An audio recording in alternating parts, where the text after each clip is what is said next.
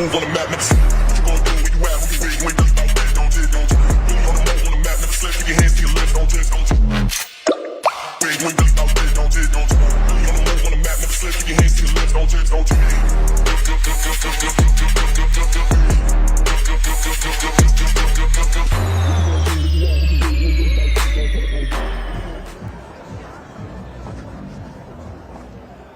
Ladies and gentlemen, we are live on the DAZN YouTube channel. Welcome to the Brentwood Centre here in Essex, England, United Kingdom, for a night of championship professional boxing. Fearless, brought to you by Johnny Clark of Top Tier Boxing. And now, ladies and gentlemen, time for our first bout of the evening, scheduled 6 3-minute rounds in the bantamweight division. And now please welcome to the ring, Eric Omar Lopez.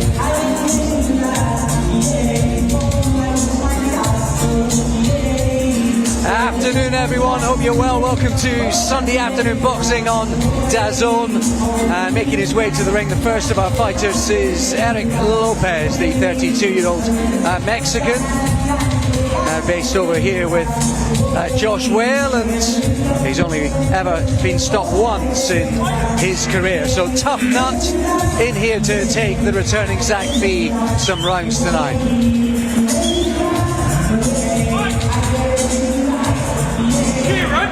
And now, ladies and gentlemen, please welcome his opponent to the ring, Zach Fee.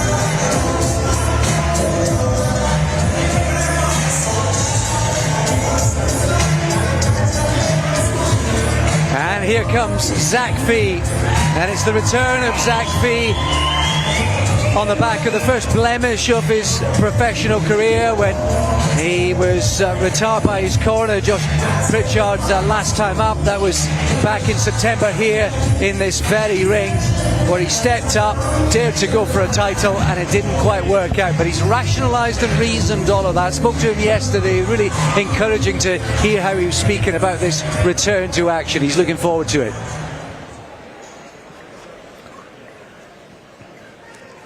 Ladies and gentlemen, this bout is scheduled for 6 3-minute rounds in the bantamweight division. This bout is brought to you by Johnny Clark of Top Tier Boxing and proudly sponsored by Undisputed, Think Green Partners, Synergy Direct, Rival, Nutrigenic, and Empire. This bout is sanctioned by the British Boxing Board of Control. Your area representative, Dan Frost, your timekeeper at the bell, Mark Shannon, and your third person in charge of the action in the ring, A-star referee, Kieran McCann. And now, ladies and gentlemen, introducing to you first, fighting out of the red corner. He's wearing the gray trunks. His official weight of 9 stones bang on. He is a veteran of 58 fights. Hailing from Mexico, Eric Omar Lopez.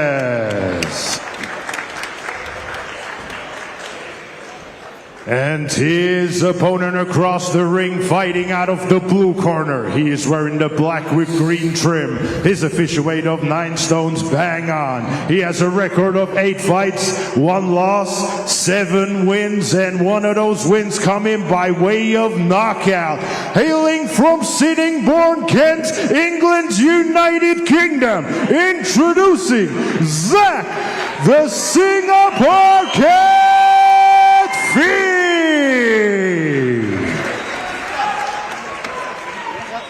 Right, lads, listen up. You both know the rules. You will obey my commands at all times. When I tell you to break clean, step back, throw no punches. Watch your heads in close, lads, and most importantly, protect yourself at all times. Shake hands.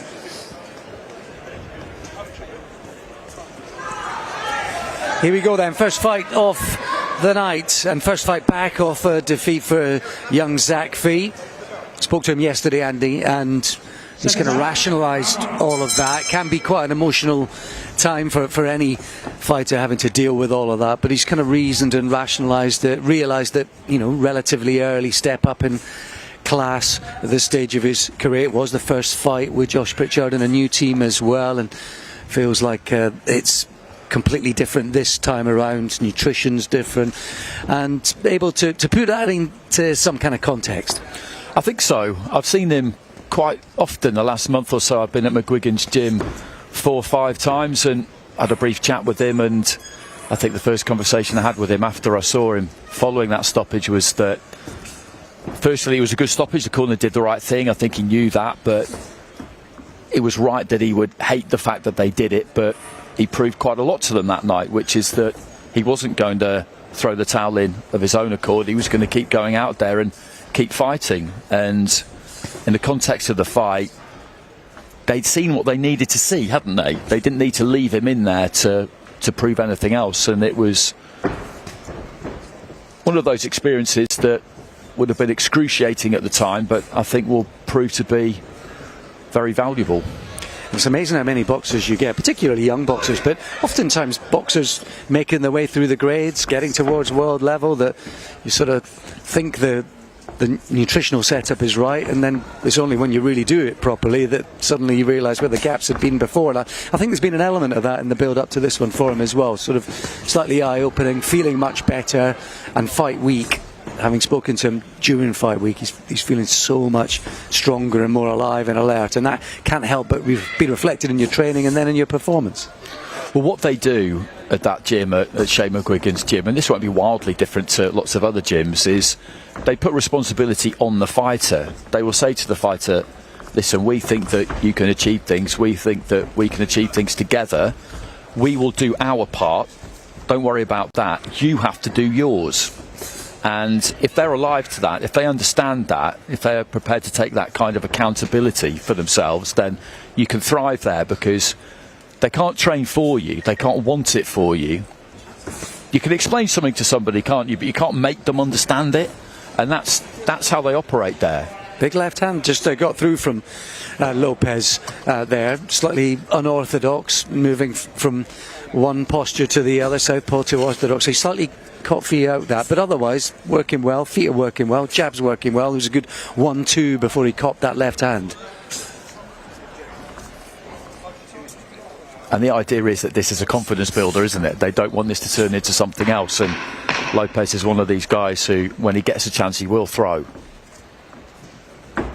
Yeah, you quite don't want him relaxed. to start fancying it. Yeah, he's quite relaxed as well. He's got that sort of frotch, low hands, which can be dangerous if suddenly starts swinging a few of those low-handed punches, which he did with success on one occasion there, but otherwise Zach Fee was controlling things behind the jab, and by and large, bar that one shot, his feet were getting him out of danger.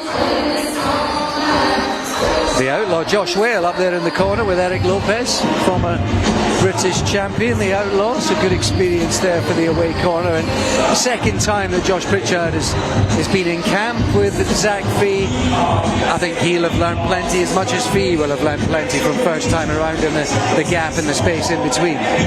Yeah, I think so. And as we were saying, it was a pretty torrid night, wasn't it? It's one of those nights that you'll remember. It's one of those nights that you'll learn a lot from, because I think they felt when the match was made, Josh Pritchard and the team, basically, that why put him in that deep that quick, and that's why they were relatively quick to get him out of there when they felt like the tide had turned. But there's just so many fighters down there he's with and around day in, day out. Adam Azim, Chris Billham-Smith, Ellie Scotney, Caroline Dubois, Alex McMillan's down there as well now, who's in the early stages of his career. Malik Zinad. There's loads of them down there who we can look at and learn from in lots of different ways. There's people with a astonishing skill level like Azim, and you try and replicate that as best you can. There's people like Billham-Smith, who is the grafter and always has been, and you look at that from him as well as his skill level, but you look at the application that other people have got, and it rubs off on you, doesn't it? You realise that if you want to get anywhere near that, then you have to have all of that. Couple of nice right hands, one to the body, one to the head, and then he dipped under it. So that was better from Fee in terms of defensive awareness in and around your own attack. There's another nice left hook to the body as well. Those are good attacks coming in for Fee, and he was telling me very much exactly what you were saying. As much as being able to soak up just technique and experience from all of those people in the gym, he's talked about the conversations with Chris Billham-Smith, with Caroline Dubois, more about the kind of mentality of being a fighter, and very much the message I think in this camp has been, be more assertive. It's fight or be fought, and it's you or me in there. And so he's coming in tonight with a little bit of that mentality. Now that's a balance between being positive, being aggressive, being commanding, but also the tactics, etc., etc. He does look a bit different physically as well, do you think? I mean, he's bound to fight because he's only 21, and we're seeing him grow into his body, and he's not one of these guys who would have looked like a man when he was 15. He's quite youthful in that respect, isn't he? But I do think when I look at his top half there, that there's literally more meat on the bone than maybe there has been before. A couple of nice shots there, including the left hook to the body. I think there's that sort of swinging, leap-in left hand again from Lopez. I think he's just going to explode into shots, Lopez. So you just got to be a little bit aware with him on your own attacks of where your feet are, because he is going to explode into those little Hail Mary shots.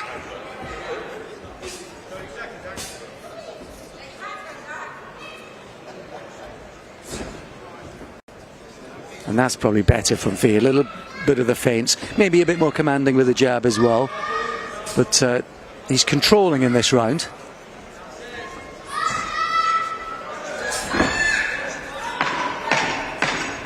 He's crafty, Lopez, isn't he, though? Yeah. Like you say, just hanging back in a corner there, dipping low at the waist. He's waiting for an opening, and I think Fee is smart enough to know that. He's trying to lure him in, isn't he? Setting little traps, but you know the shots that are going to come from Lopez with a low hand. So just got to be a bit savvy here, Fee, when he's making and setting up his own attacks, that he's also thinking about what's coming back. And the other interesting part of the conversation I had with him this week, Andy, was part of just being a fighter there selling tickets. You know, you lose a fight, one or two people not answering the phone like they would have done for tickets, putting their hands up for tickets like they might have done a fight or two before. And that's the kind of thing that all boxers who are trying to sell tickets, particularly at this stage of the journey, are having to deal with, the fickle nature of fandom.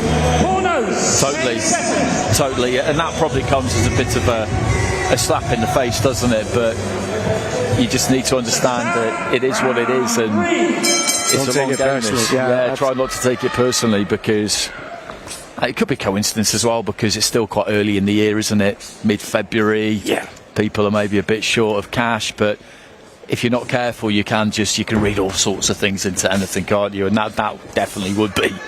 It would be rife for that. Just shows you, though, what a game. You know, what a business, what a game. It's hard enough just to do the training. It's harder still to fight. Never mind all the stuff that goes on outside the ring as well. Trying to move your career in the right direction. So much for these young prospects to contend with in and out of the ring. Feet just trying to keep control of this Eric Lopez. You can see him teeing up the left hook there, Lopez. I mean, he's flagging it. You know what's coming. He's just got to be a bit sharp and savvy to it.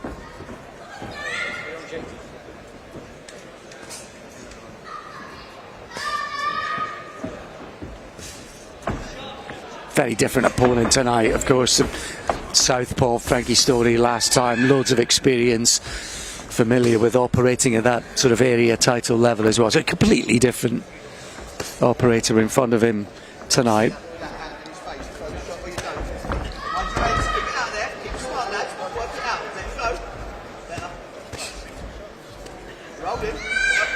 That was nice from Fee, managed to roll and turn him. He's looked for that left to the body a few times, hasn't he? And again there. Yeah, the body shots have been good. Just get back out. Don't be left hooking with Lopez for sure, for starters. That'd be lesson number one. That's good from Fee. Shots off, use your feet.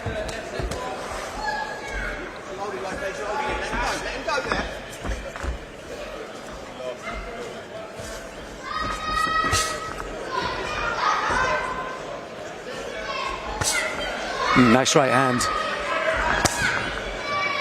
And then again, the body shots have been probably the most impressive part over the first couple of rounds from Fee.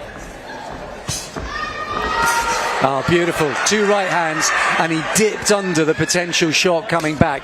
That is exactly what I think Josh Pritchard and the team will be delighted about. And one of the things that he was saying in the build-up to this as well is that, you know, sparring is not necessarily just been about sparring and who they're sparring with. Sparring's been more about getting better and working on specific things, and that was a lovely little example of maybe some of the things they've been working on there from Fee.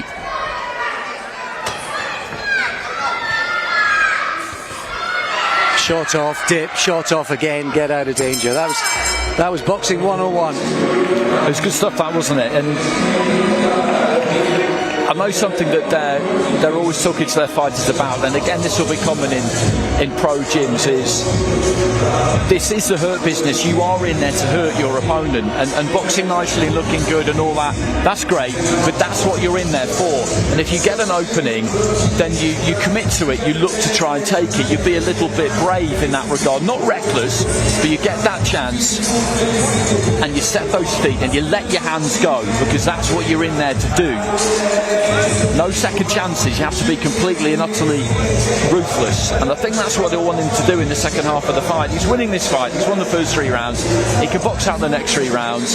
You don't want to go crazy and blow a gasket, but at the same time they will want him to stay on him here and punish him a bit, because that's what, now let's not pretend that's what this is, isn't it? Yeah, absolutely. Although his opponent, as we go into round 4 of the scheduled 6, opponent Lopez, he's been the distance 34 of his last 35 fights. You got to go back to 2016, back in Mexico, the last time he was stopped. So he's in here tonight to do a certain job, and that is take Zach Fee some rounds, make him defensively enough aware so that he can tighten up some of the mistakes of last time. I think the low left hand was one of the things that we were talking about. He came out of the corner there, Lopez, and winged a couple of big lead left hooks. And that's something you see a fighter do, isn't it, when they know they've been under a bit of pressure towards the end of the previous round and they just want to try and change the play a bit, particularly if they're in that away corner. Just give the other guy just something to think about. So I think that's what that was about. That sort of thinking was there. Yeah, he's cute, isn't he? Lopez knows exactly what he's doing. I think the last round and a half he's managed to snuff out some of those wild dangers that were of potential in the first couple of rounds.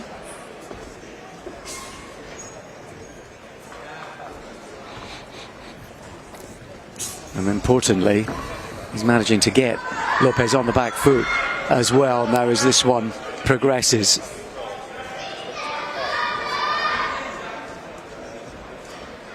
Maybe some jabs to the body. The body work has been good so far from Fee halfway through this fourth. He is quite a difficult target, Lopez, at times, isn't he? Just wings a big right hand off the rope. So when he dips low at the waist, there's not all that much to hit. And you could see that he is, I think rightly, a bit wary about the way that he, as you nicely described it, just explodes, because he does, doesn't he? Just got to be careful, and I'm not sure this is where Fee needs to be up close like this. You're just giving Lopez a little chance of maybe those wild counter shots. A couple of wicked left hands to the body. I think the elbow, the right elbow of Fee has been sound enough defensively just to offset that.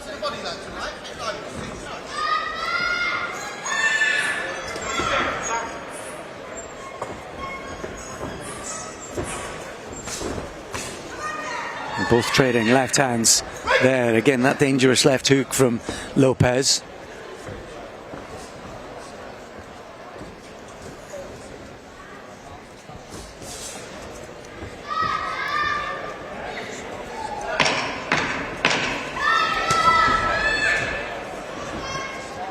Solid left to the body again there from Lopez. Yeah, he's thrown a few this round, hasn't he? And just as Fee had control of him in the previous two rounds, he just managed to buy himself a bit of space in that round, Lopez. It was well done, that, wasn't it? We were talking about the way you go about things in the away corner, and that was a really good example of it. He's a good operator, because he'd have felt the momentum switch against him, and I was talking about how Fee could and should try and tighten that screw, but he knew that. So he knew that in that round he needed to do exactly what he did there. He didn't necessarily win that round, but he kept his man off him. He gave him something to think about, and now all of a sudden he's got 2 rounds to go and the finishing tape is within sight.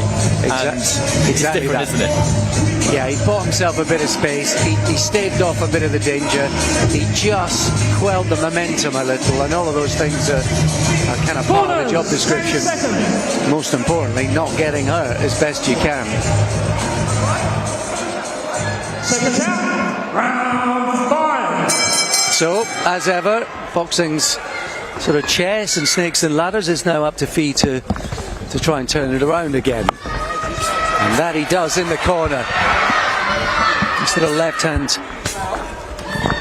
Again, that was nice. I've liked that. The right hook come right hand from Fee. He's managed to get back out.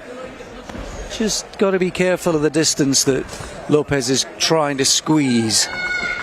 He almost got caught there. He got hit with a left hand to the body. He was sinking into the ropes, and then he threw a right hand, Lopez, and just for a split second I wonder if those knees had dipped slightly. It wasn't the case, but he's got enough about him, as we've been saying, Lopez, to keep you on your game, definitely. And just the potential to be a little bit of a nuisance as well.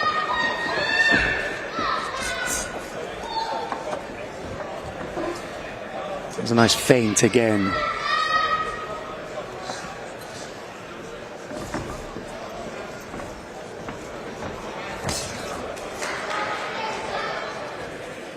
That's good energy from Fee again. Committed with the jab. Got back out of danger and distance as quickly as he could. And again, sharp right hand from Fee.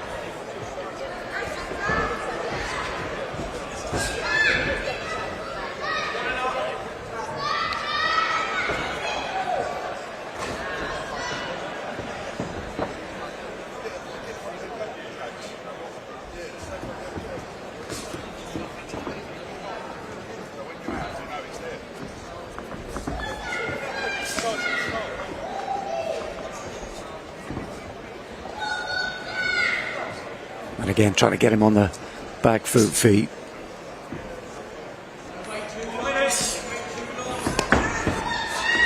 And I just hear corner of Fee saying, don't wait too long. When you get him in that position, when you get him on the back foot, again, that left hook's pretty fast, isn't it, to the body from Lopez? There's just that slight bit of wariness from Fee, I think, isn't it, when he gets Lopez back into a corner, because he's aware that Lopez is giving that ground fairly voluntarily. He's not really driving him back. He's happy to stick on that back foot, hang back and look for a chance to just unleash something, and he's got that maybe a little bit too much to the front of his mind. I was going to say it's in the back of his mind, but maybe just a bit too much to the front, and giving him a bit too much credit maybe, I think.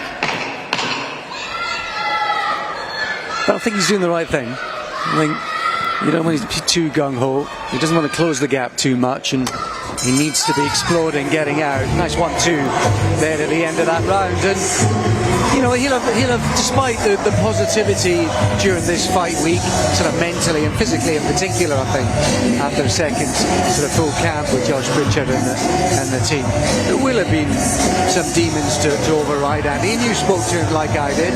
He conceded to me that he very genuinely did consider giving up, and it was only going back and working. He trains some amateurs himself, including a friend of his, Camille, and it was only that work back with some of those amateurs that reminded him of why he loves the game, and maybe seeing it in some of his friends and fellow gym mates, seeing that again, being round it again, that kind of fizzled the love for him again. But yeah, he did have to deal with that, so it would have been 1 or 2 demons this week, I think.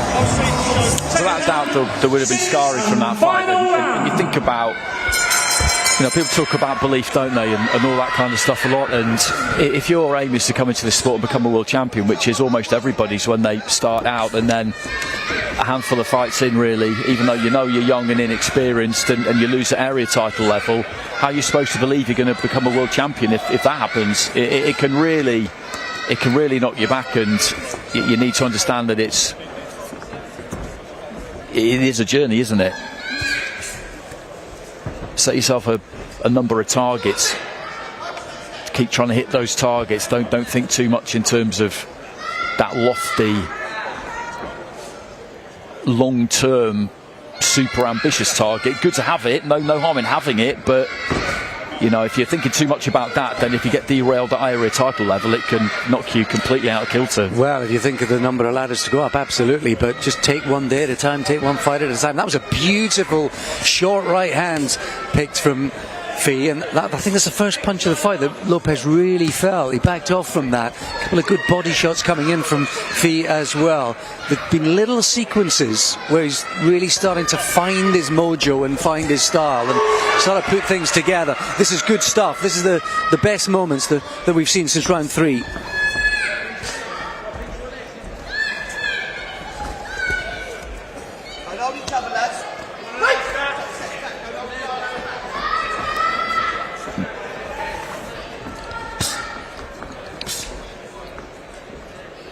Again, their feet punching with a bit of authority.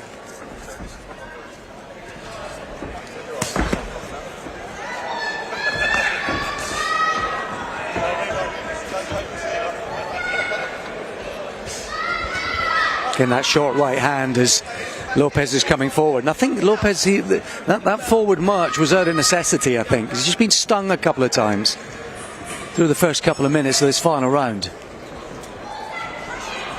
And that's testament to the better work that Fee's doing in this final round.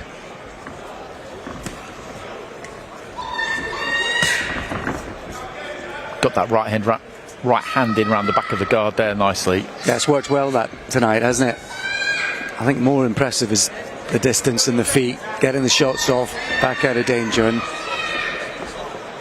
I think that'll have the corner really pleased.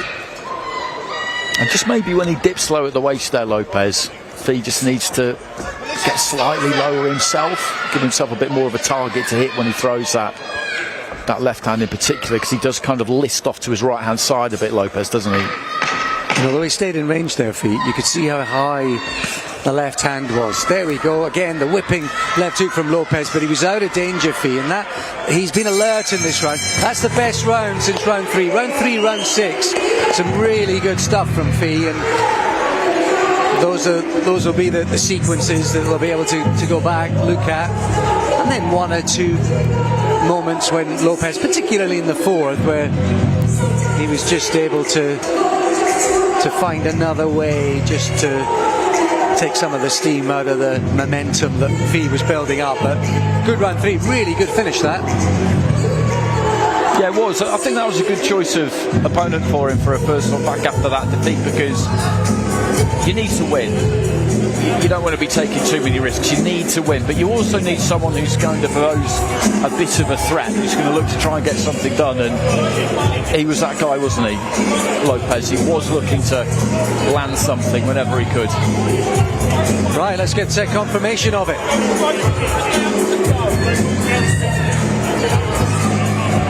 Ladies and gentlemen, after 6 rounds of boxing, we go to the referee scorecard. Referee Kieran McCann scores the bout 59 to 55.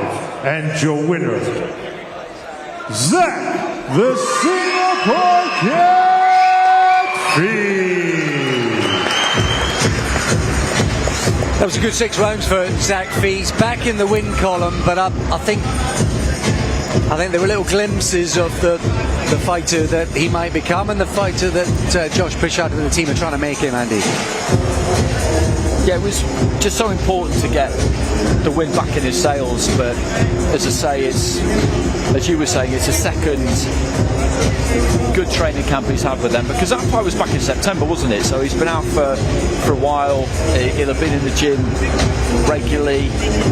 It's a great environment to be in, and it'll be interesting to see what they look to do with him next, because they felt at the time that Frankie Davey was a bit too much too soon. Ladies and gentlemen, now it's time for our next bout of the evening, scheduled 6 3-minute rounds in the lightweight division. And now please welcome to the ring, Ali B. Lubanja.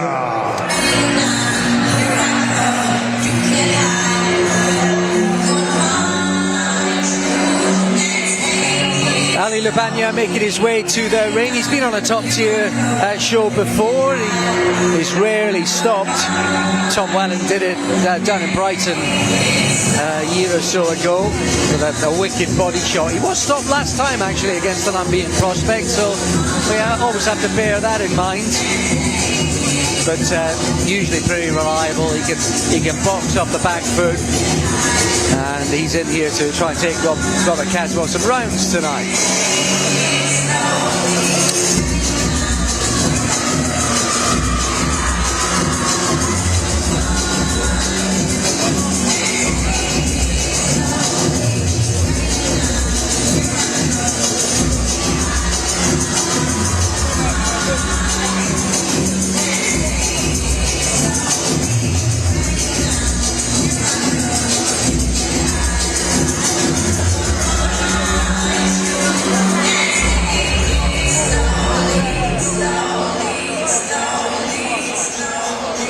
And now, ladies and gentlemen, please welcome his opponent to the ring, Robert Caswell.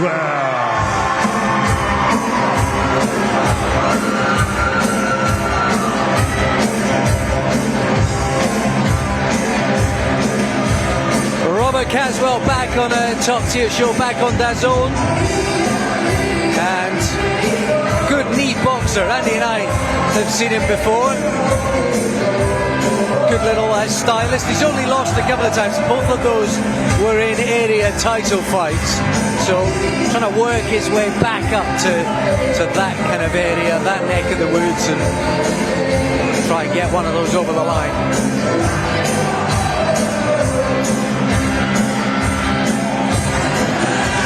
Ladies and gentlemen, this bout is scheduled for 6 3-minute rounds in the lightweight division. This bout is brought to you by Johnny Clark of Top Tier Boxing and sponsored by Undisputed Think Green Partners Synergy Direct, Rival, Nutrigenic, and Empire.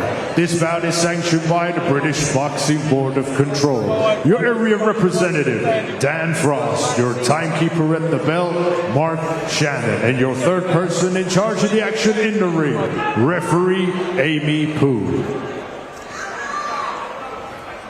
And now, ladies and gentlemen, introducing to you first, fighting out of the red corner. He's wearing the black with white trim. His official weight of 9 stones, 11 pounds. He has a record of 15 fights, 6 losses, 3 draws, 6 wins, and one of those wins coming by way of knockout. Hailing from Dar es Salaam, Tanzania, introducing Ali Lubanja. And his opponent across the ring, fighting out of the blue corner.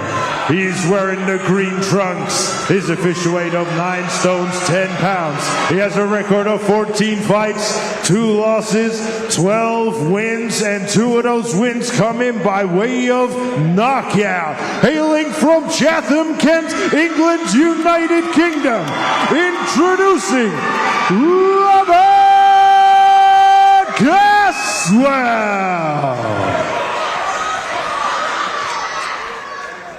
Boxers, listen to my instructions at all times. Watch your heads, no low blows. When I say break, step back. Protect yourselves at all times, touch gloves.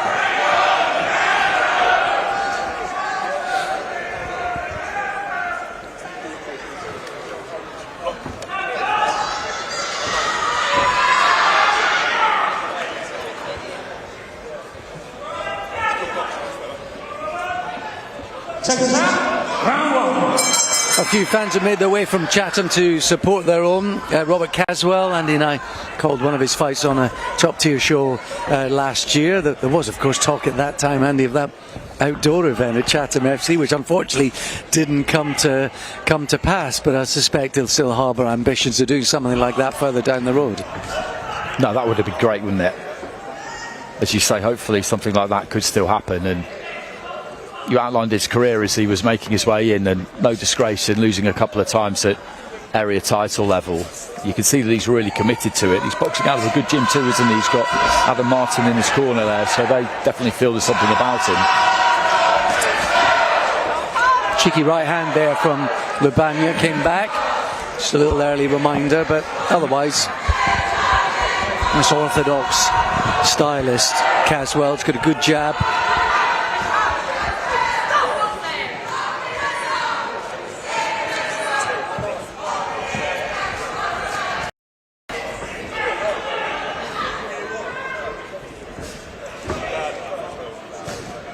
Nice jab. There is that jab from Caswell.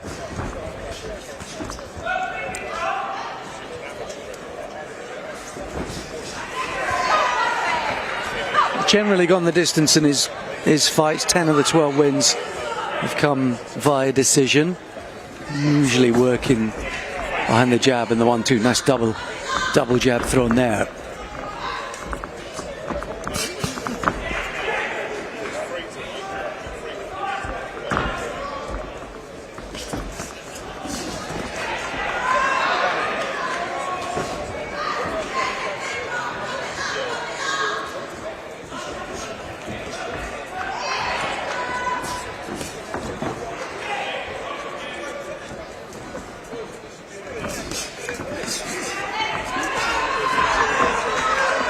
Banya is one of those guys, Andy, you don't want to give him too much freedom, too much rope, because if he fancies it, he's certainly not easy to bowl over as well. Tom Welland did it with a delightful body shot down in Brighton, but not too often that happens.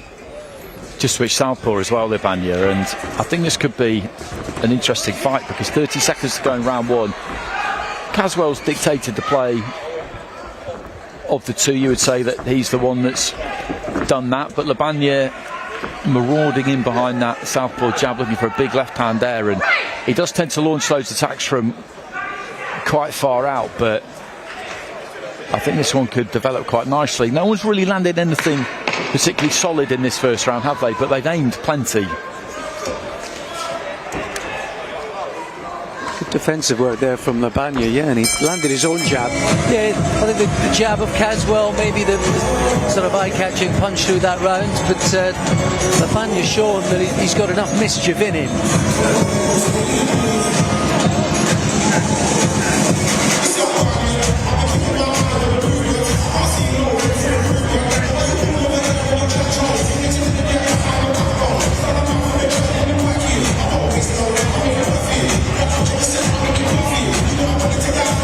Did you see the Leewood Josh Warrington promo? I did, yeah. I did. Yeah, very Cracker, good fun. isn't it? Very good fun, that. Looking forward to that. It should be a good fight, shouldn't it? Because it's funny what's happened to their careers, those two. They suffered from a lot of inactivity, really, since their last fight. And you look at what happened to Josh when COVID started. It was a disaster for him more than I think it was for anybody else. And he lost that fight to Rich O'Lara. And Leewood kind of went on and just had his career for a bit because he fought Kanju and got the win, then fought Lara a couple of times, and it was interesting. And that first fight was really interesting too. Yeah, you can see as we move into the second of this one, it's fascinating in its own way. But yeah, you can see how Josh Warrington will think, well, I was just winning and I got clipped, and Leewood will think, well, yeah, but I'm always going to clip you. So that's what's at play in this new fight week. They're really interesting ones, those, aren't they? Because as you say, he was winning and he was boxing beautifully, and he got stopped in the seventh, didn't he? So he's probably 6 rounds up, maybe 5-1, absolute worst case. But if you're Leewood, it's not like that's some kind of last gasp turnaround, is it? It's just past halfway. And it's in your locker, yeah. And it's in your locker, and you'll just say, well, that's as comprehensive as a win gets, isn't it? And that's a completely valid argument too. So I wonder if he could level it up at 1-1, and it's a good fight if we'll see a third, because they're 35 and 37, those two now. I wouldn't have thought they want to keep doing this for that much longer, but if it's something big, then you'd have thought so. In a way, they're made for each other. And I suppose also Josh Warrington will think, had he made the referee's mind up for him, because he was facing the wrong way. He was leaning over the ropes with his back to the ref. Had he turned round, might he have been allowed to continue? Might it have been different? Possibly. That'll certainly be something he's telling himself, and has done for the last few months, for sure. It was a nice little right hand to the body from Caswell in that exchange. Again, he's trying to control under that jab, and he's managing to do that to an extent.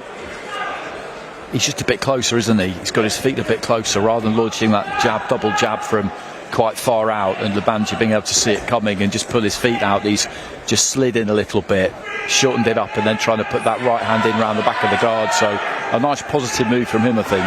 And I think the feints, you saw the reaction from Labanji. He really did buy the feint, and it looks like he will do that. So that could be something for Caswell to work on, to use, to employ.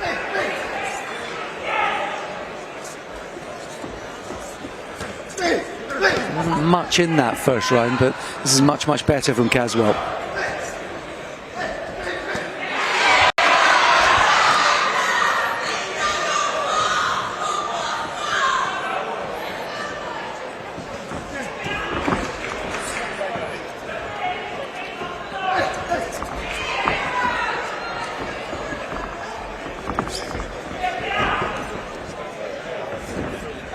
And then again, you can see the feints. He's maybe not buying them as much as he was early in the round, so that's probably good work from Labanya.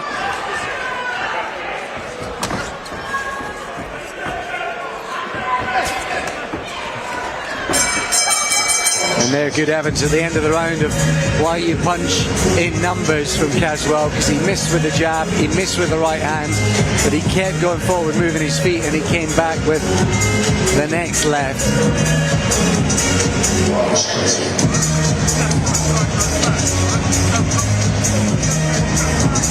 It's quite a unique venue, this, Andy, isn't it? There's so many different seating, viewing options for fans. No, it's good. I got here early and had a bit of a wander around that I've not really done before. And if you go up through the stands up to the back there, to the kind of gallery on the back, you get a really good view of the ring. And it's bigger than you think. You know, you're higher up there than you think you are, but everything is a good view. Everything is a good view. It's well constructed for boxing, definitely. Corners, 10 seconds.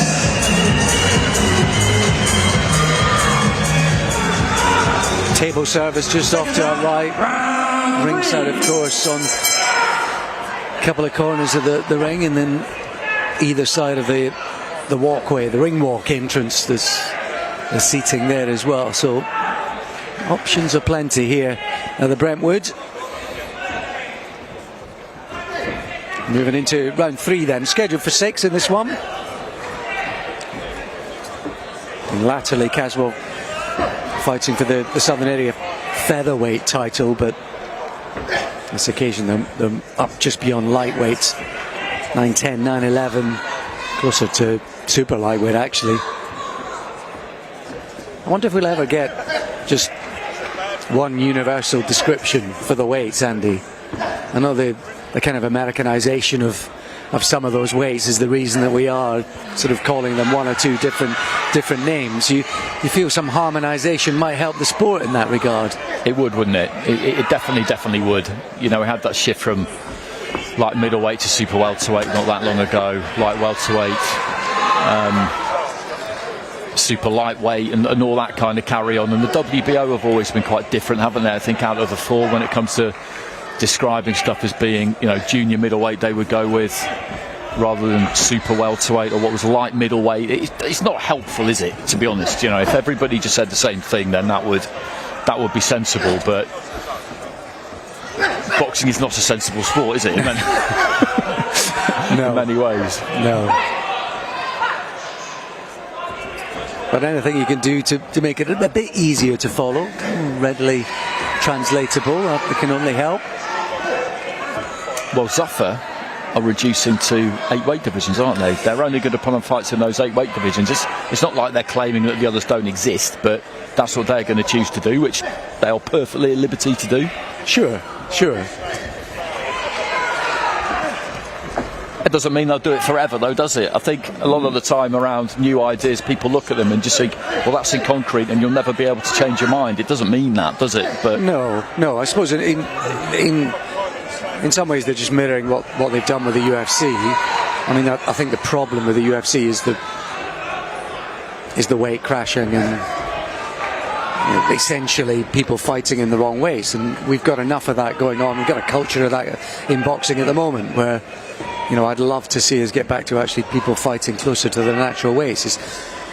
It's not going to happen, I don't think, as long as you have the weigh-in as it is, 24 hours. But I know the WBC were at least considering that at their conference. They had plenty of medical officers and advisors discussing that in Thailand over the winter. And that is something they're at least considering, maybe going back to the same day weigh-in, and that would. I know that I think the research is suggesting that the concerns about brain trauma and hydration, etc. I think they believe now in the modern age that there's not anything in it like they believed in the past, and therefore the weight advantage that fighters are absolutely using at the moment. You know, guys like Canelo fighting Amir Khan. I mean, obviously they were different weight divisions anyway, but Canelo's, you know, he's a light heavy cruiser fighting in the super middleweight division. So the sport needs to iron that out, and there is just the possibility that going back to the same day weigh-in, while there would be teething problems, it might be the answer to that. And the WBC are at least looking into it. Yeah, and you know, other things that have been tried, do they really work? Because we've got this situation with Ryan Garcia and Mario Barrios at the minute where 30 days out of the WBC you have to be within 10%. 2 weeks out you have to be within 5%. Now Garcia made it, but he made it late. And then a week out you have to be within 3%. And that meant at 147 at welterweight you have to be under 151 and a half. And Garcia came in for that one at 149 and a half, which suggests, I could be wrong, that he's crashed that to make sure he makes it. And so you can end up just crashing these check weights, which makes them totally redundant. Yeah, and potentially dangerous for the fighters as well. So listen, sports people are sports people. They're always going to look to bend the rules. They're always going to look for advantage. But as much as you can, in as safe a way as possible, take away those avenues of advantage, then I think so much better, particularly in a sport as dangerous as boxing.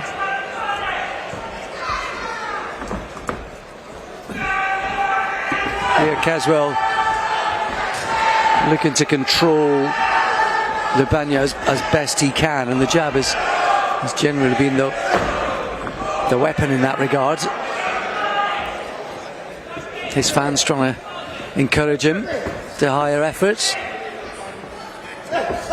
And he's controlled the fight, as you say, with that lead hand, and the feints have been effective. I just wonder whether he could follow up on them a little bit more than he has done, because this is the kind of position that he wants Libanya in. When he's in the middle of the ring, he's good at moving his feet out, isn't he, Libanya? He'll pull back in straight lines, but if he's got room to do it, then that's what he'll do, and you can't really catch up with him. Whereas here, I think you've got a bit more of an opportunity. Yeah, a little more chaotic from Libanya, but he is having moments of success. He's dropped his hands, he's much lower, much looser, maybe harder to read. He's trying to explode into one punch here and there. A bit more difficult for Caswell to time him.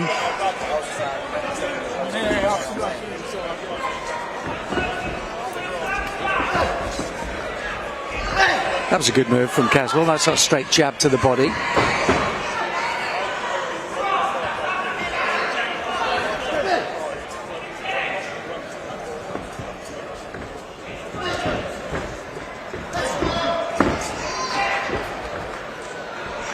He's been a moving target in this round, Libanya.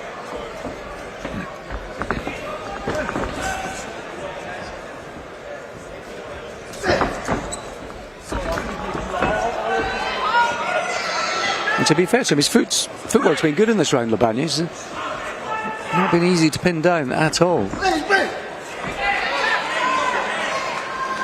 That was a little low. Libanya said it, and I think Caswell acknowledged it. A couple of cheeky uppercuts in those exchanges from Libanya as well. That's a round for him. He was a moving, difficult opponent in that round.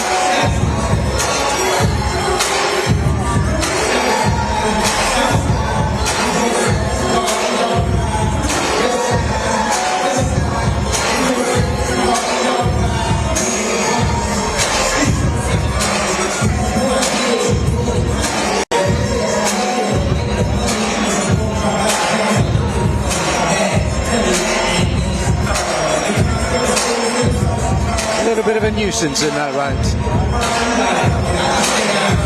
Well, he does look slightly dangerous at times, doesn't he? Because Libanya's just spotted Tom Welland in the crowd, and he's in between rounds here. He's his corner trying to give him some instructions. He's looking round his trainer, smiling and pointing at Tom Welland, who of course stopped him down in Brighton last year. They know each other well. But in that previous round, every now and again, he just let something go. Often it was a left hand out of that southpaw stance, and Caswell's just got to be slightly wary of that, because he's got long arms, Libanya, and he can get some leverage.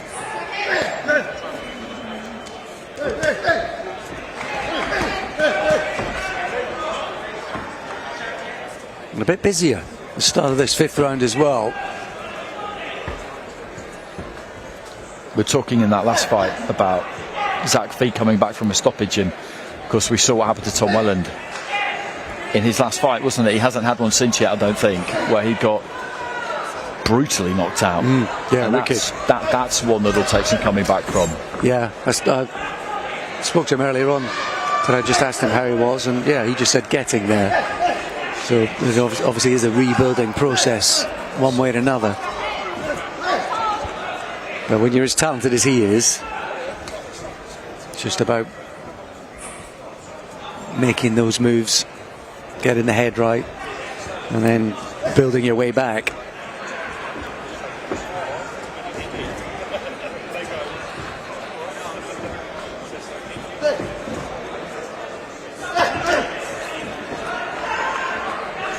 And that was a good jab again from Caswell.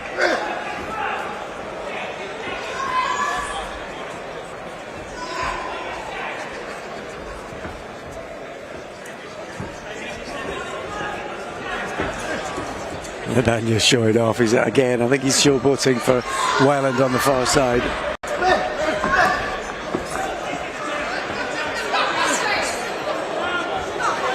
Well, the referee's not having any of it. Actually, it was a good little jab. It was a look-away jab. And he's full of it, Libanya. To be fair to Caswell, he was sort of having a good round, getting things back on track, but the playfulness of Libanya is just taking a little bit away of that. I think he's sticking to the task fairly well, though, because it'd be easy to get distracted by this. But there he goes, Libanya. He just dips off to his right-hand side, throws that uppercut, and he is finding some decent angles at times. And there's a bit of a swagger about him the last couple of rounds. It's almost like a comedy shot, isn't it? Feels like it shouldn't be allowed, but it was a wicked little shot. He's found a few of those through the 5 rounds so far.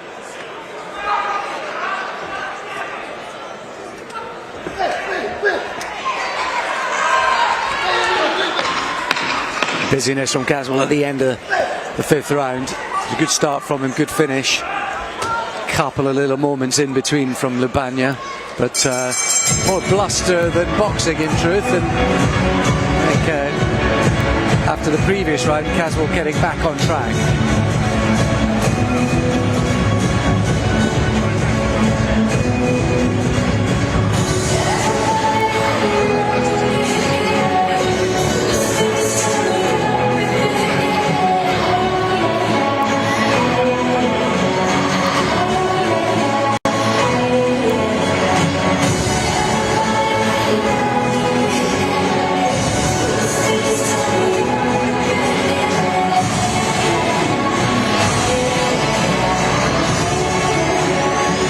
The entertainment business. I don't mind it. I don't mind it at all.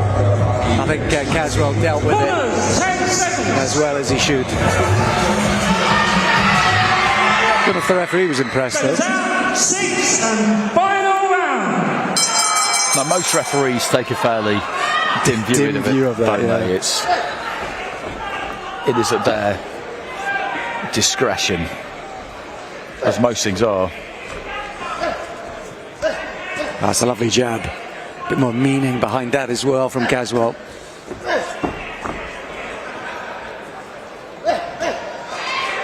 Beautiful.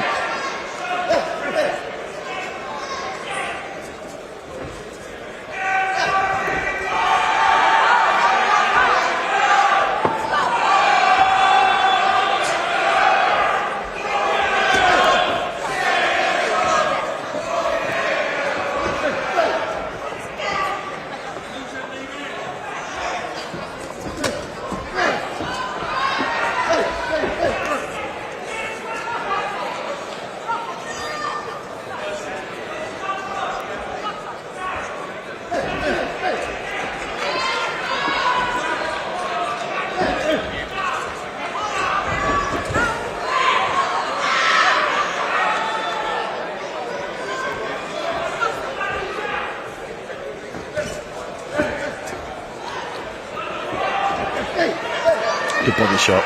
Yeah, he's going to be a regular on these shows, Libanya. You can see he's got a little bit about him. He's in the mood, he can make things difficult. Really, to hurt him, you're going to have to punch. There's quite a lot of upper body movement there, isn't there? So he's not the easiest to catch. No, I mean, we've not seen too much of the right hand behind the jab from Caswell, and not too many combinations either. Maybe that's more because Libanya is quite difficult to pin down.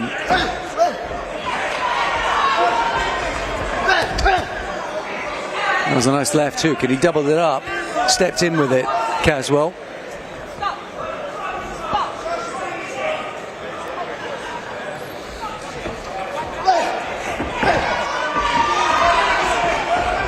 I think he's done quite well, Caswell. I think Libanya's a guy who could get a bit unruly, a bit out of hand quite quickly, and I think it's the sort of fight that could spiral and get messy, and I think Caswell's done fairly well to prevent that from happening. I think he's just been nice and focused, hasn't he? He hasn't let Libanya really get to him at any point and look to be too expansive himself. He's kept things fairly tight, fairly compact, and has not allowed Libanya, but has let Libanya kind of do his thing to an extent with the exuberance of it, and it hasn't got under his skin or really affected anything he's done.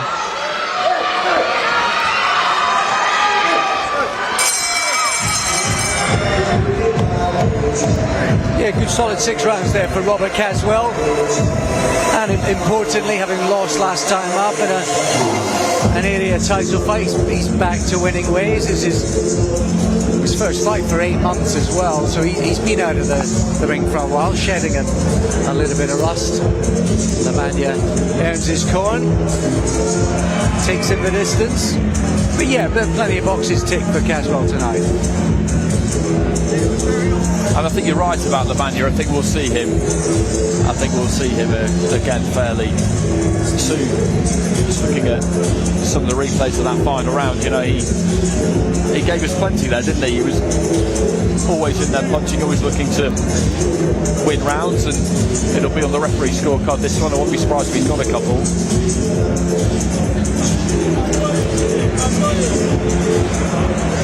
Ladies and gentlemen, after 6 rounds of boxing, we go to the referee scorecard. Referee Amy Poo scores the bout 58-56. And your winner, Robert Caswell. In the end, wins it by a couple of rounds, 4-2 for Caswell. That's probably about right, maybe one wider, but yeah, it's about right, Andy. But more importantly, you know, Lavagna can be slippery as an eel and potentially awkward, so he kind of mainly kept him in his box. Yeah, he did. As we were saying, I think his discipline was good. He didn't get distracted. He didn't allow his focus to be disturbed. And Lavagna, I think, would have picked up those couple of rounds in the second half of the fight. I would agree. I would say definitely 1-1, and I could see how you could give him 2.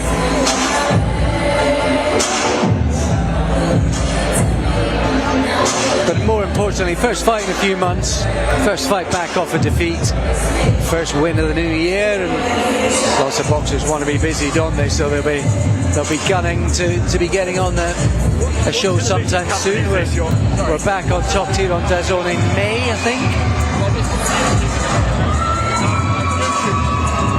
Plenty of people will be putting their name up for that. Ladies and gentlemen, now it's time for our next bout of the evening, scheduled 6 3-minute rounds in the super middleweight division. And now please welcome to the ring, Tom Ramsden.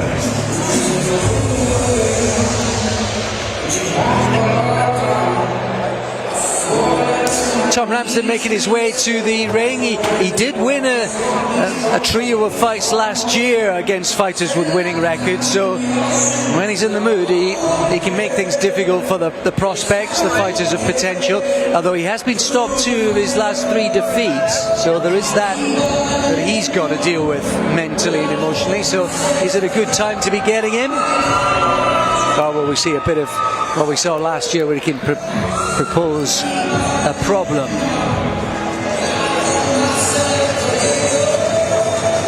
And now, ladies and gentlemen, please welcome his opponent to the ring, DAZN.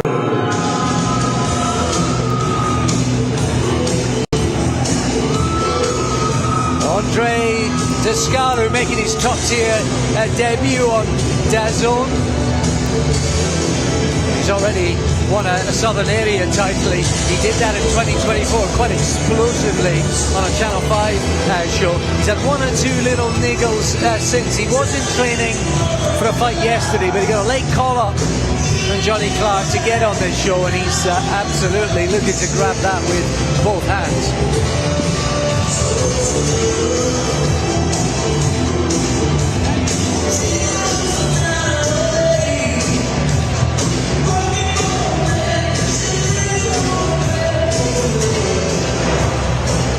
Ladies and gentlemen, this bout is scheduled for 6 3-minute rounds in the super middleweight division. This bout is brought to you by Johnny Clark of Top Tier Boxing and sponsored by Undisputed, Think Green Partners, Synergy Direct, Rival, Nutrigenic, and Empire. This bout is sanctioned by the British Boxing Board of Control. Your area representative, Dan Frost. Your timekeeper at the bell, Mark Shannon, and your third man in charge of the ring in the action, referee, A-star referee Kieran McCann. And now, ladies and gentlemen, introducing to you first, fighting out of the red corner. He is wearing the black and gold. His official weight of 12 stones, 1 pound. He is a veteran of 32 fights. Hailing from Grimsby, Lincolnshire, England, United Kingdom. Introducing Tom Ramsden.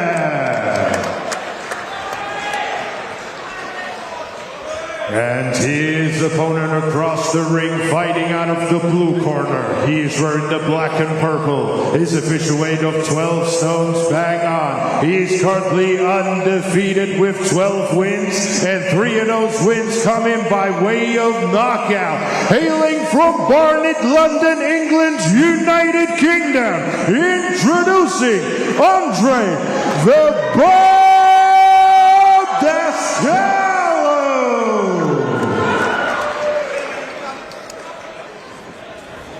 Right, lads, listen up. You guys know the rules. You will obey my commands at all times. When I tell you to break clean. Take a step back, throw no punches. Mind your heads in close, lads, and most importantly, protect yourself at all times. Shake hands.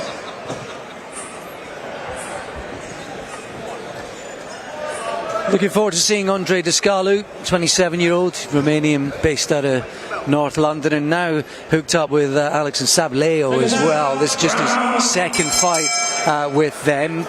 Slight staccato career over the last sort of year and a half.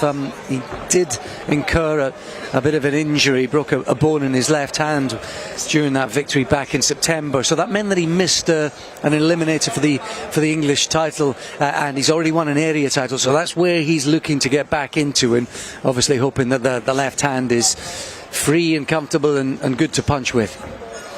It's been frustrating for him, hasn't it, because he got that area title back in, well, nearly 2 years ago, not far off 2 years ago, and he's just had 2 fights since. And I remember when Mikel Lawal was fighting Isaac Chamberlain, I was talking to Lawal's team, and he was boxing out Stonebridge, and they were telling me about Descalu because that's where he was at the time, and you know, he was a man on the rise, and just nothing's really happened for him since. And as you say, he's moved gym now, and he needs to get some momentum back. He needs to get a good win here, and then get back out again as quick as he can, because things have been slow, haven't they? Very slow the last couple of years. But Long looks in good nick as well. Descalu did get to the semis of the Haringey Box Cup, didn't he, about 7-8 years ago when he was boxing out of Stonebridge. So a bit of amateur pedigree to fall back on. Good, long, lean, taller fighter. Likes to press forward. And he'll be eager to really kickstart his boxing career in this new year. And of course with a new team as well. First out in the new year, first time they've been out for 5 or so months, so they'll have had plenty to work on in the intervening period, and looking to show that off tonight. Bit of a strobe effect there briefly. The lights flickered, yeah, the referee was saying we're fine, keep going. Descalu was momentarily distracted by that.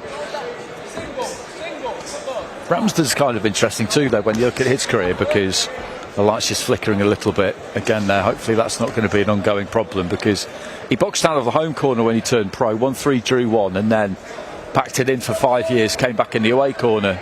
I'm guessing that ticket sales and stuff like that were hard work for him, and decided to come back and make a bit of money, and he's done pretty well, hasn't he?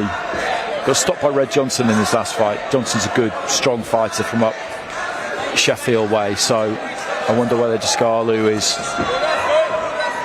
looking to try and force things a bit here, or does he just want to get some rounds under his belt? Indeed, love that long jab of his, Descalu. And when you got a fighter like Ramsden, who has been stopped a couple of times more recently, you want to maybe just plant a little seed of doubt there.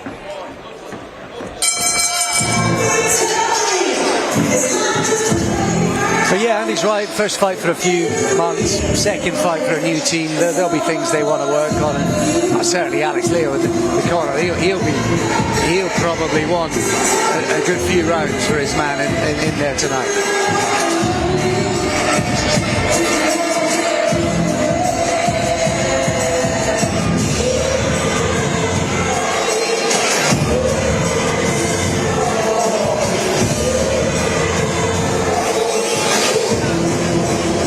Enjoyed the rugby yesterday, Andy?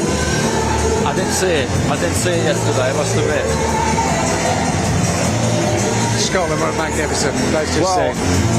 I did check the score at one point and it was 24-10 to Scotland, so I don't follow it as closely as I used to. I remember when I was a kid I was glued to it. I've still got scarring from 1990, was it? The Grand Slam decider at Murrayfield. Yes, Tony Stanger. Did he touch it down, Steedo? That's the question that still remains. Absolutely right. Here we are into round 2 of this one then, back with the boxing. It's interesting though, because I was talking to an international rugby player when I was over in Ireland last September, Simon Debo, and I was saying that rugby union and boxing, they're not that similar obviously, but they're two sports where the pain is coming and you have to be conditioned to it. It's not an if, it's a when. It's something you just have to be ready for. It's part of it. Nothing's quite like boxing, but I think rugby in that regard is another sport where you have to just get used to that. You have to get used to it. You have to be able to take it. What they put themselves through. Nice sort of double, triple right hand. They just kept coming with the right hand. Almost little sort of almost jab stroke hooks there from the Scarlet. And that just made things a little uncomfortable for Ramsden. Good upper body and head movement from Ramsden to navigate some potential tricky moment. So he's thinking about himself defensively.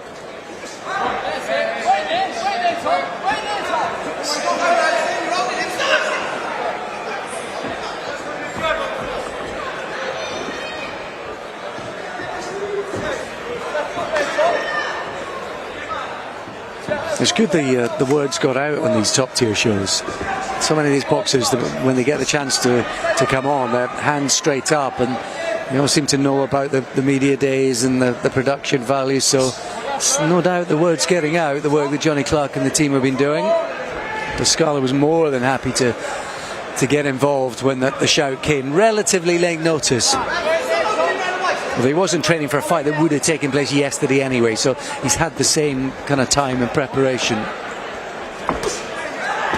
Oh, nearly got through with an uppercut there. Ramsden managed to take most of that on the gloves. You could see the impact though, couldn't you? It was pretty shuddering. Good short right hand there too. Beautiful short right hand. Picked that perfectly, the Scarlet. And the corner just beckoning him in really to try and take it to Ramsden a bit here in the final 30 seconds of the round. Not wasting too much, is he? Very efficient, the Scarlet. What I'd seen him of him before, sometimes maybe just cramping his own space, a little too eager to close the gap, but he's quite switched on tonight. He's just making things a bit more uncomfortable for Ramsden.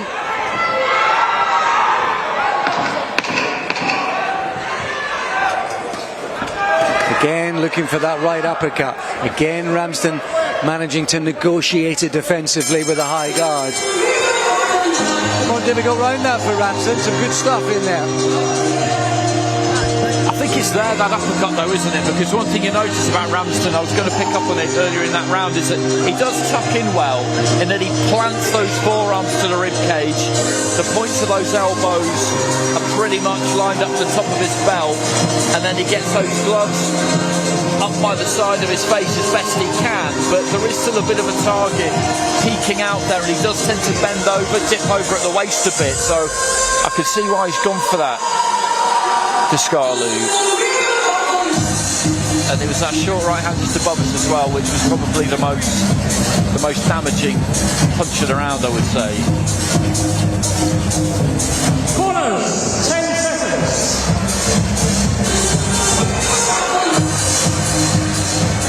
Second down, round 3. Into round 3 then. With a couple of rounds under his belt. Interesting to see now if Discalo's going to start to try and go through the gears. I think we've seen just enough increasing menace from him.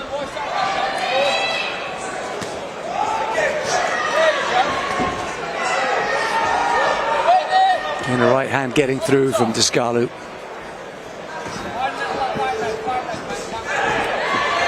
That was a good right hand as well. Big long right hand, wasn't it? He's got the range. I think he's starting to feel it as well, Descalu. I think he's just starting to just feel it and sense it, get a bit of rhythm. And reacting to that. There's the right hand again. He followed it up with a nice short left hook, and no surprise that Ramsden's trying to move his feet here, trying to get away from these dangerous moments.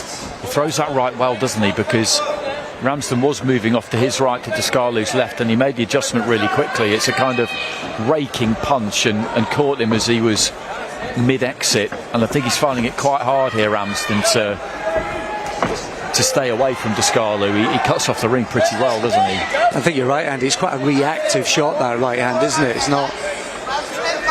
He's having to change the angle of it according to where his opponent is, as opposed to just sort of setting it up normally. So it's quite instinctive.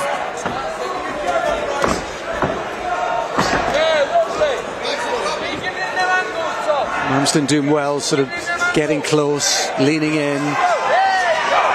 And now trying to throw. Landed a left hand there, Ramsden, which is ideal for him really, because he needs to give Descalu something to think about, maybe put a little bit of doubt in his mind, because he's getting hunted down in this round, a minute to go. And I suppose also as we head into the final round of this third round, just missing with a long right hand again, but he shortened it, got him with the second one. But I suppose when you settle into the roles that the sort of Tom Ramsdens of this world settle into, so sometimes it's easy to forget the offensive part of your game. A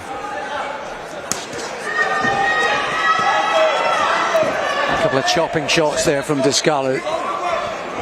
This is good work from Descalu. He's not blown a gasket here by any stretch, but he's put Ramsden under some really good concerted pressure in this round. Just started to hit him to the body, then looked to try and chop down the right hand. The left hand came up as well, and you could just see by the look on Ramsden's face that when he gets landed on here, even if it's not completely clean, there's a bit of snap in those hands, isn't there?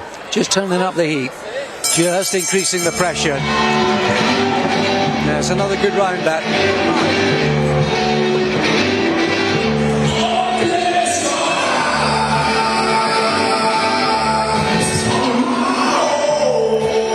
More pressure there from Descalu. Now, I think the story of the fight is one way or another, and it's been the right hand, the long right hand, or the improvised shorter right hand. Yeah, I think so. Just looking at Ramsden up in the corner there, he's a bit marked up around the eyes, just around the bridge of the nose, just making sure he's getting that breath in. This is going to be hard for him, I think, to get through the second half of this fight. If Descalu just continues to keep doing what he's doing, really, but maybe just ratchet things up slightly, this is going to be a long 9 minutes. He's got those high cheekbones, Ramsden. I think so. Partly when you've got the gloves so high, sometimes it can be just the impact from shots against the glove. But he's got those high cheekbones too, and there's just the possibility those swellings could turn into something a little more. Just creeping in here, Descalu, isn't he? Yeah, there's a bit of pressure with the feet, and that long jab of his, quite painful too.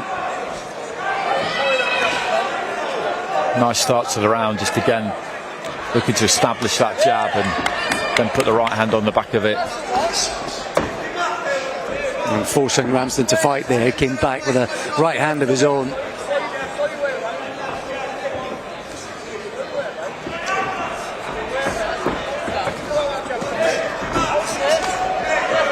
Of course, Ramsden wants to tick down the minutes, tick down the rounds. He wants to get paid again and get out as soon as he can.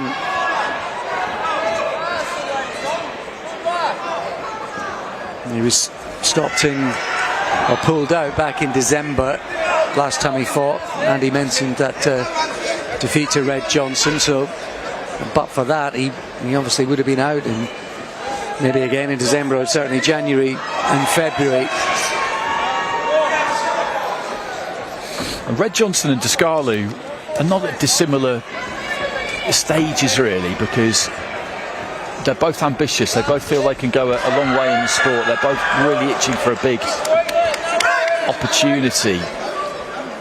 And in his mid-late 30s now, Ramsden, those are quite difficult opponents to take on, because they're getting in there with you feeling like they want to really prove something and do you some damage.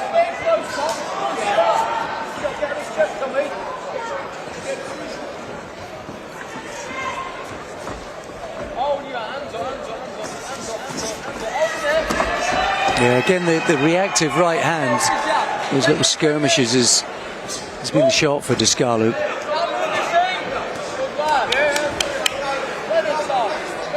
I think he's boxing to order here, though, Descalu. He's nice and measured, isn't he? He's disciplined. He's throwing plenty, but he's not going crazy. I wonder whether they do want the 6 rounds, or whether in the last couple of rounds they'll let him off the leash a bit. I feel like they probably will, because there is potentially a stoppage here for him, I think. Yeah. Not that he's looked hurt at any point, Ramsden, because he hasn't really, has he? But I just think almost volume, and again he gets caught on the way out by that right hand. A little bit of a blink as he steps over towards us. I think Ramsden's managed this round quite well from a sort of defensive buying time capacity. He's clinched, he's moved. I think he's managed to diffuse some of the intensity that was coming his way. I think he's managed that quite well to buy himself another round.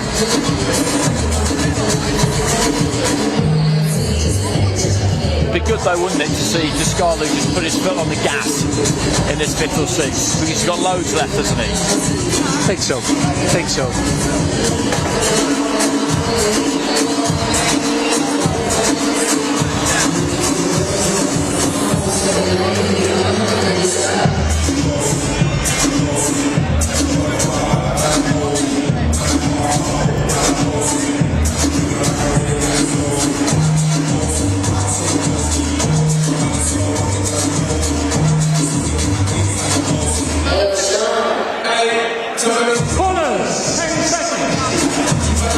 Tom Ramsden will be hoping for another pretty much round repeat.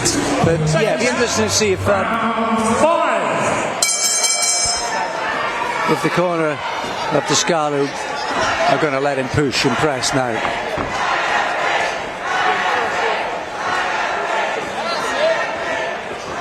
Oh, tremendous double jab.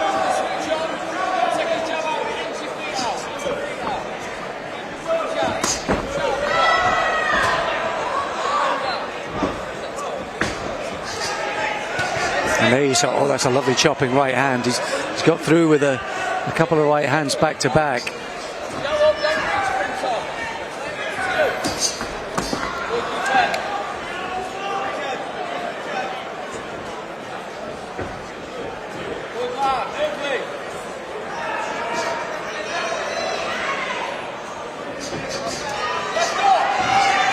That's good though from Ramsden, isn't it? Good upper body movement there. He looked nice and sharp. You can see that he's just making that conscious effort to put that bit of snap, that bit of vitality into his own defensive work really there. And Descalu threw a few punches and none of them really got through clean. A little retaliation there from Ramsden as well, but I think he has come out this round, Descalu. He's trying to push it. He's got the solid jabs to lead off.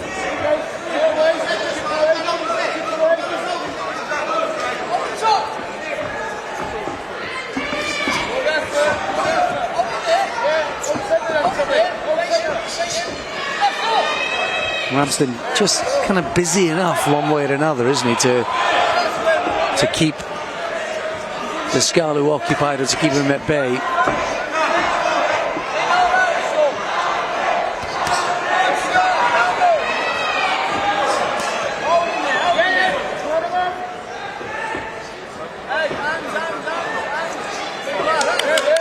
And again, Ramsden ducks, dives, moves in with his feet, clinches, buys himself some time. He's doing all the things he should do, all the little tricks, just to navigate these choppy waters. Exactly what the old pros should be doing it against the young prospect.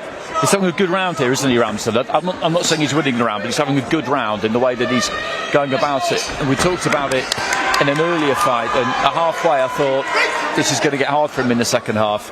Fourth round, Descalu again went about his business, didn't go crazy. This fifth round, last but one, Ramsden's come out with some real energy, because you get through this, then all of a sudden you're 3 minutes away and it's pretty much over. And does the other guy think to himself, well, it's not going to be my night for a stoppage, never mind, let's just box out the round, and then you're home then, aren't you? And it's all of that goes into the art, really, of being an away corner fighter. And that's a good round. That's a good round from Ramsden. Good experience round. Yeah, he diffused the situation really well there, Ramsden, particularly after the start that Descalu had. He had those two really heavy jabs in the first seconds of that round, and I thought Ramsden could be in a bit of bother, but you know, part of his job is to survive. Part of it is to force the prospect, the opponent, to put him under pressure, to find the angles, to create openings, to land the punches, and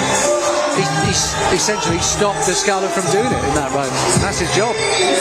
He didn't. It's just really interesting looking at him in the corner as well. We were just looking at him on screen, and now they've gone across to Descalu. But after 3 rounds, I wouldn't say he was slumped on his stool, but he was blowing a bit. He wasn't super responsive. His back wasn't quite as straight, and that's what made me feel like this is going to get hard for him. 3 minutes to go. As I say, you can see the finish line. His spine's straighter. He's listening more. It's just a different picture. So, more of the same for Tom Ramsden, and what can Andre Descalu do to take him out of that particular defensive rhythm?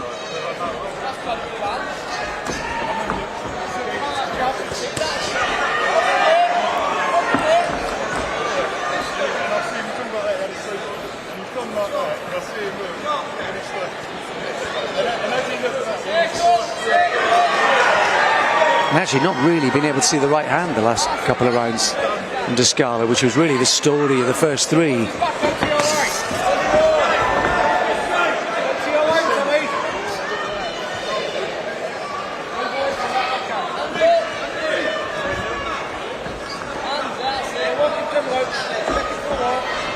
Constant sort of twitch and movement and energy from Ramsden, isn't there? Dipping low at the waist there makes him a difficult target to find. A bit of swelling, a bit of puffiness underneath that right eye, but he's got just under 2 minutes to go now. There's no massive urgency from Descalu. He seems totally happy, I think, to get this 6 rounds under his belt. I wouldn't say he's done anything wrong in the second half. He hasn't rushed things particularly or crowded himself in desperation at trying to get a stoppage or anything like that. He's gone about his business. I think it's great credit to Ramsden, the way he's managed just to nullify some of the attacks. And this is perfect for Ramsden. He's just eating up the clock. That's the equivalent of 1-0 up, footballer taking the ball to the corner flag and playing keepy-uppy.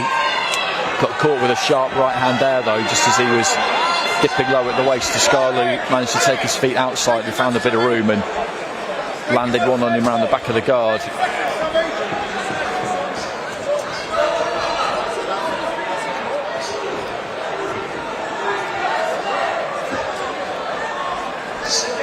Oh, there's the uppercut from Descalu. 30 or so seconds to go. That was a good overhand right there from Ramsden.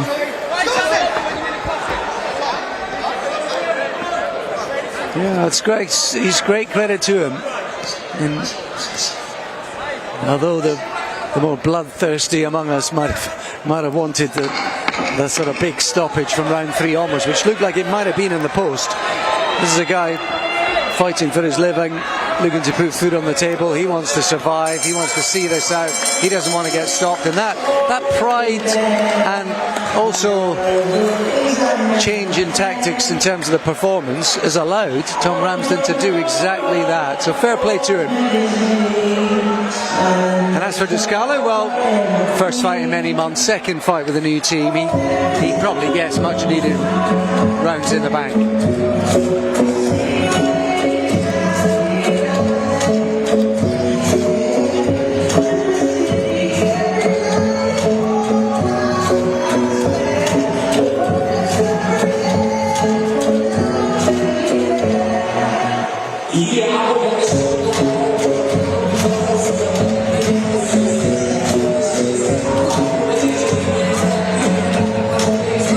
Smiles in the Ramsden corner. They're absolutely delighted with him. Well, they might be. And Descalo happy to get out, get paid, more importantly, and move on.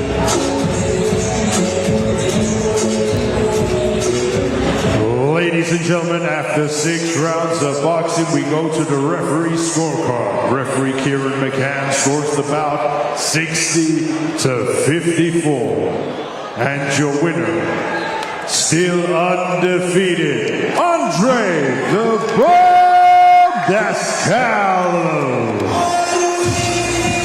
Descalo wins every round. Maybe not the emphatic finish that looked on the cards at halfway, but he did look good at halfway. It's great credit to Tom Ramsden, who's able just to nullify some of the spite and aggression in the later rounds. But crucial experience in the bank, and they'll be able to press on and look for one of those title fights in the next few months, Andy.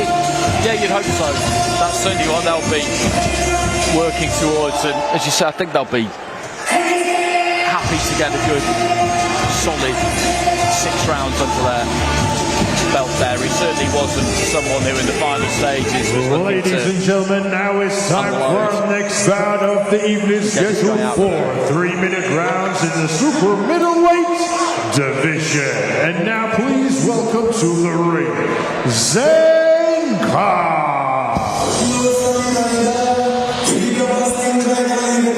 Second pro outing for Zain Khan, who was stopped up in Aberdeen on his professional debut back in November. That was with another prospect, Jimmy Lang. Well, he's in against another one tonight.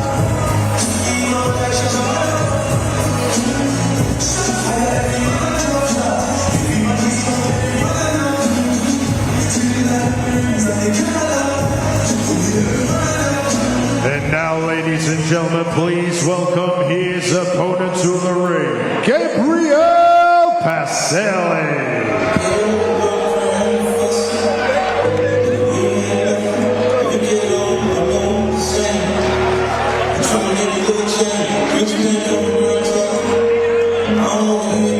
New year and a new start for Gabriel Pacelli, 25-year-old who's hooked up with Rod Julian and the teammate now, of course, of Lily Winch, who's going to be on the card a bit later on. His first outing with this new team, got a real positive come-forward start, and he'll be looking to start the new year with a bit of a bang.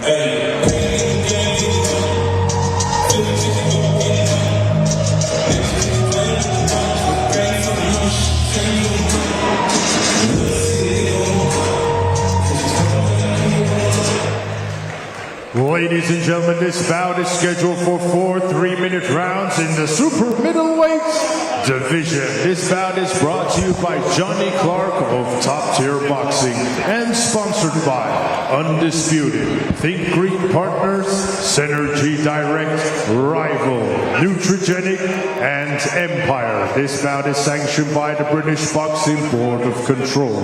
Your area representative, Dan Frost. Your timekeeper at the bell, Brett Bowles. And your third person in charge of the action in the ring, referee Amy Pooh. And now, ladies and gentlemen, introducing to you first, fighting out of the red corner. He's wearing the gold with black trim. His official weight of 11 stone 7 pounds. He has a record of 1 fight and 1 loss. Hailing from Park Royal, London, England, United Kingdom, introducing Zayn Khan. And his opponent across the ring, fighting out of the blue corner. He's wearing the black and gold. His official weight of 11 stones 5 pounds. He is currently undefeated with 2 wins. Hailing from Tolworth, London, England, United Kingdom, introducing Gabriel Pacelli.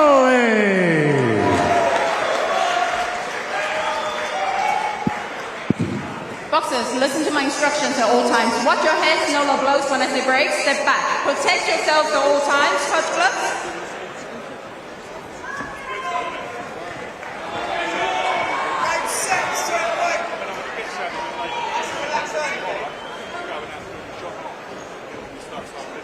Seconds out. Bell goes, first fight off the new year for Gabriel Pacelli. He's got a really positive come forward style. And given he's up against an opponent who was stopped last time up, he might just be intent on putting his foot to the floor from the very start.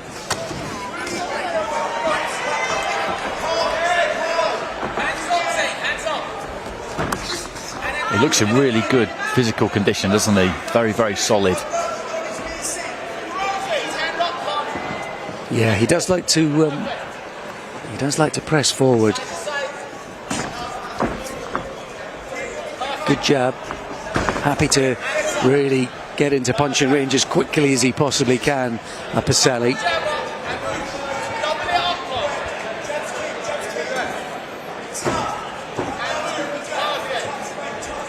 I think the die is cast here in terms of how this one's going to play out stylistically.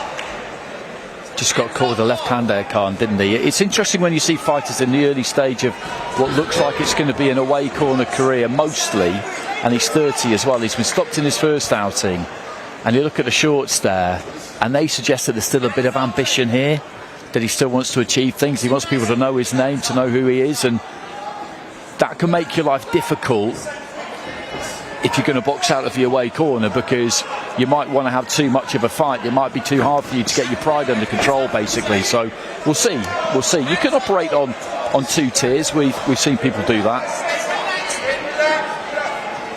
Certainly pressure right from the outset here from Pacelli.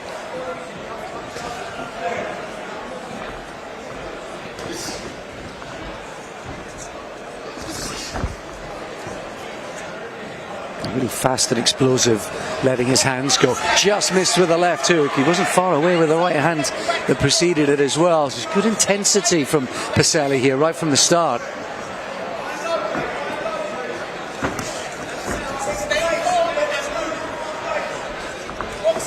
There's quite a few people tonight on the show who are boxing for the first or second time with new corner teams. New voice in their ear, and obviously new things they might have been working on in the build-up. There was a real solid right hand to the body right above us about just 20 seconds or so ago from Pacelli. Can just flicked out his left hand, didn't blood he? Coming from somewhere there. Oh, it's the left eye, is it?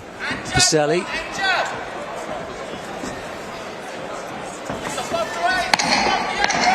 I think it might be the eyelid. It is. It's the left eye. Oh, it's a good left hook there from Pacelli. It doesn't look good, does it, though, that cut? No, it's quite a wicked cut. It's either the left eye or the eyebrow, the eyelid or the eyebrow. So we'll get a closer look at that for you. The blood is streaming down, and Rod Julian's going to have to go to work. That's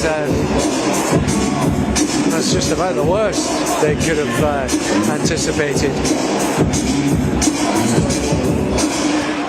I think that was it there, wasn't it? A head clash. You just see him flinching.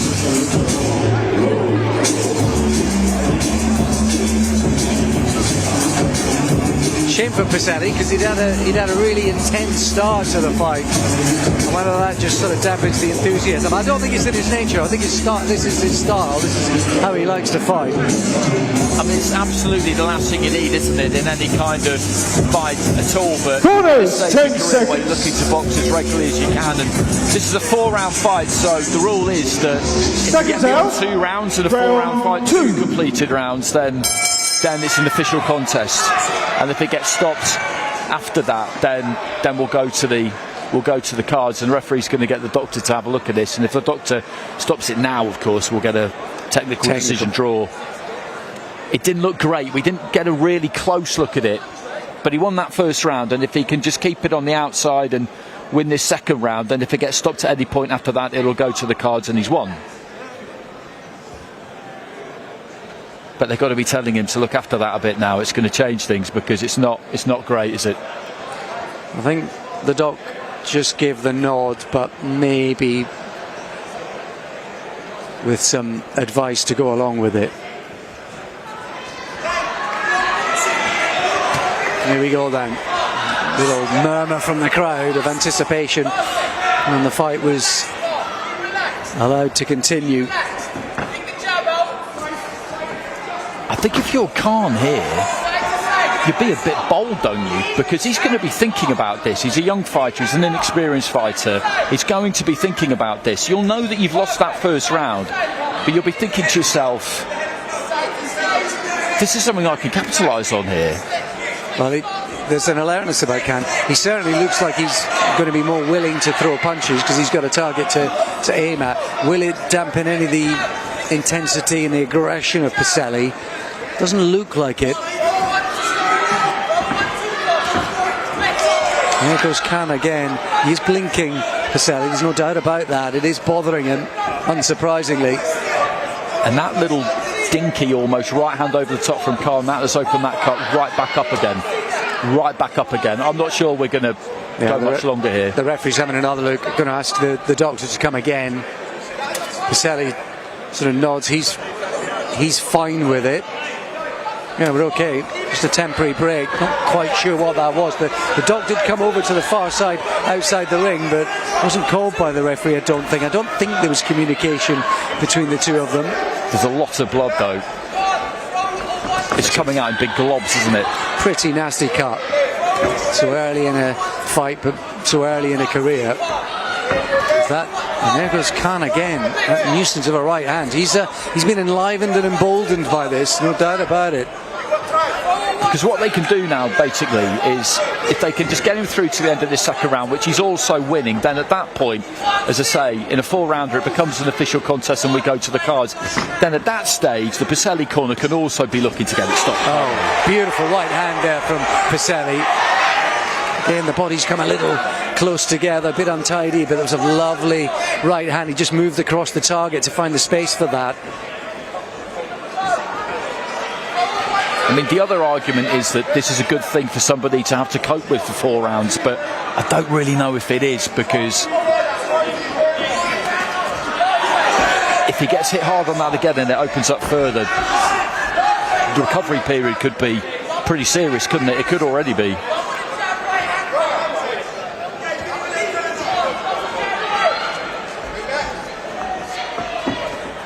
Certainly not dampened any of his enthusiasm and approach, Pacelli, that's for sure, which maybe does reveal something positively about his mentality.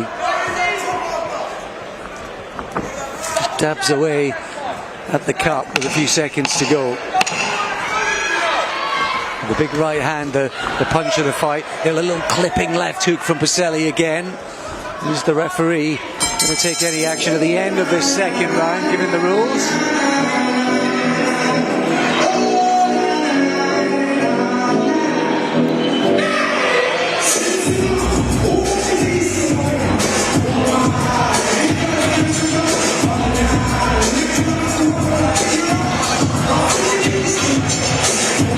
Ref just having a a good word with the corner there. Yeah, while you're looking at the can corner, the referee's just gone across to Rod Julian's other corner.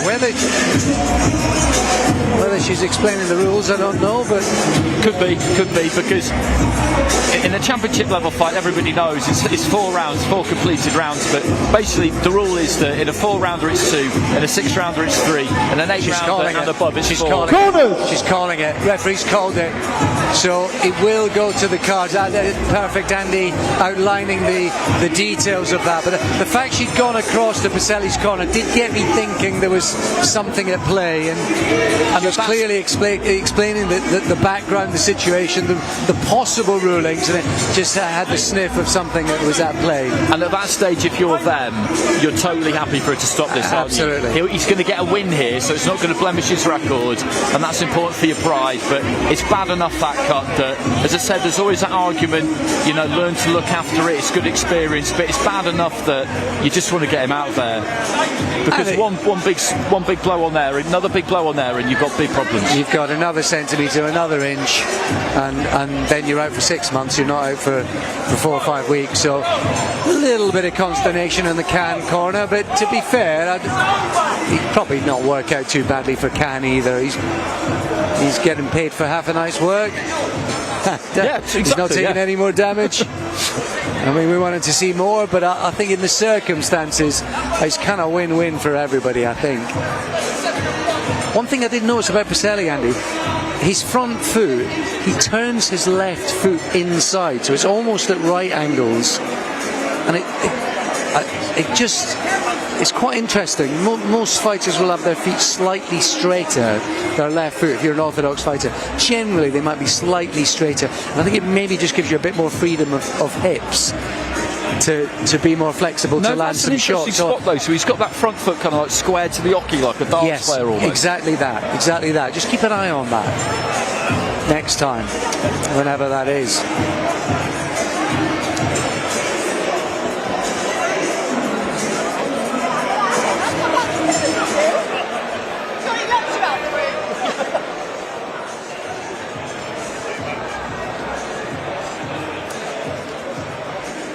The corner of Pacelli have just taken a photo of his eye to show him, so that he could see it, because he's a bit frustrated. He doesn't really know, but they've actually shown it, and he just nodded his head as if to say, yeah, fair enough. Yeah, you forget that, don't you? They can't see it. They can feel the blood.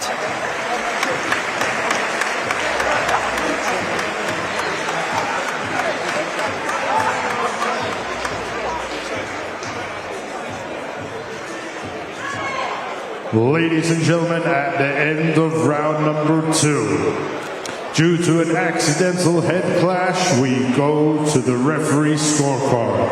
Referee Amy Poo scores the bout 20-18, and your winner by technical decision, Gabriel Pacelli. No surprise, really. Pacelli it is who gets the nod, and I think it's a win-win for everyone. It's slightly unsatisfactory to an extent, but I think in the circumstances, you don't want to be pushing the envelope with the danger of that eye. It's quite a significant cut, and so early on in a young man's career, get an opportunity to repair that, and then just a question of how long he's going to be out, I think. Yeah, it is, but I think there was quite a few people around ringside there who weren't quite sure what the rule is in a 4-rounder, because you don't see this that often. But once it had gone 2 rounds and it's going to go to the cards, he could get the win. They could get him out of there, make sure that cut doesn't get any worse. You just say Khan gets to go home early, still gets paid the same. Everybody's happy. Basically, he's not totally happy because it's a bad cut, but they've minimised the damage. It could have been better. It could have been a lot worse, I think it's fair to say. Right, we've got a very short break, but we're back at 4 o'clock where we go live on DAZN. Join us then.